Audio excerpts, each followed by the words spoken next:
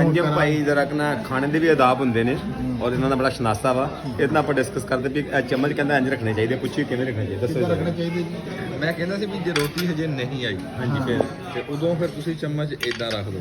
ਅੱਛਾ ਇਹ ਅੱਗੇ ਤਾਂ ਹੋਰ ਜੇ- ਪਤਾ ਦੱਸਿਆ ਸੀ। ਨਹੀਂ ਜੇ ਵਾਹਵਾ ਦੇਰ ਹੋ ਗਈ ਰੋਟੀ ਨਹੀਂ ਆਈ ਅੱਛਾ ਫਿਰ ਇਦਾਂ ਰੱਖ ਦਿਓ। ਇਹ ਪਾਉਣ ਲੱਗਿਆ ਇੰਜ ਰੱਖਣਾ ਹਾਂ ਫਿਰ ਖਾਣਾ ਪਾਉਣ ਲੱਗਾ ਫਿਰ ਤਾਂ ਕਰਨਾ ਜੇ ਹਜੇ ਵੀ ਨਹੀਂ ਆਈ ਤਾਂ ਤੁਸੀਂ ਰੋਟੀ ਆ ਗਈ ਤੁਸੀਂ ਖਾ ਲਈ ਖਾਣ ਤੋਂ ਬਾਅਦ ਤੁਸੀਂ ਇਦਾਂ ਰੱਖ ਦਿਓ। ਠੀਕ ਅੱਗੇ ਤੁਸੀਂ ਪੁੱਠੇ ਰੱਖੇ ਤੇ ਜੇ ਬਿੱਲ ਵੀ ਆਪ ਦੇਣਾ ਹੋਏ ਫਿਰ ਕਿੱਦਾਂ ਰੱਖਣਾ ਉਹ ਵੀ ਦੱਸੋ ਤੇਰੇ ਘਰ ਫਿਰ ਇਦਾਂ ਫਿਰ ਕਿੱਦਾਂ ਜੀ ਫਿਰ ਐਦਾਂ ਇਦਾਂ ਚਮਚਿਆਂ ਦਾ ਰੱਖੋ। ਐਦਾਂ ਜੀ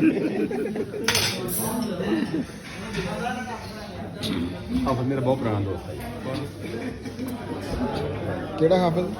ਆਪਣਾ ਉਸਮਾਨ ਕਲਾਸ ਫੈਲੋ ਉਮਰ ਹਾਫਿਜ਼ ਵੀ ਕਰ ਸਕਦੇ।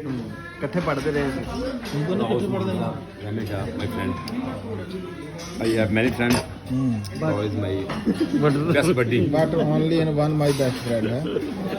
ਪਰ ਪਤਾ ਲੱਗਣਾ ਬੈਸਟ ਹੈ ਕਿ ਨਹੀਂ ਹੈ ਅੱਧੇ ਘੰਟੇ ਅੱਧੇ ਘੰਟੇ ਬਾਅਦ ਪਤਾ ਲੱਗੂਗਾ। ਕੌਣ ਬੈਸਟ ਹੈ ਤੇ ਕੌਣ ਨਹੀਂ ਲੈ ਵੀ ਇੱਥੇ ਲੱਗਣਾ ਪਤਾ ਨਹੀਂ ਪਤਾ ਲੱਗੂਗਾ। ਕੰਮ ਆਣਾ ਖਾਦਾ ਪੀਤਾ ਮੈਦਾਨ ਸਵਾਰ ਜਾਂਦਾ।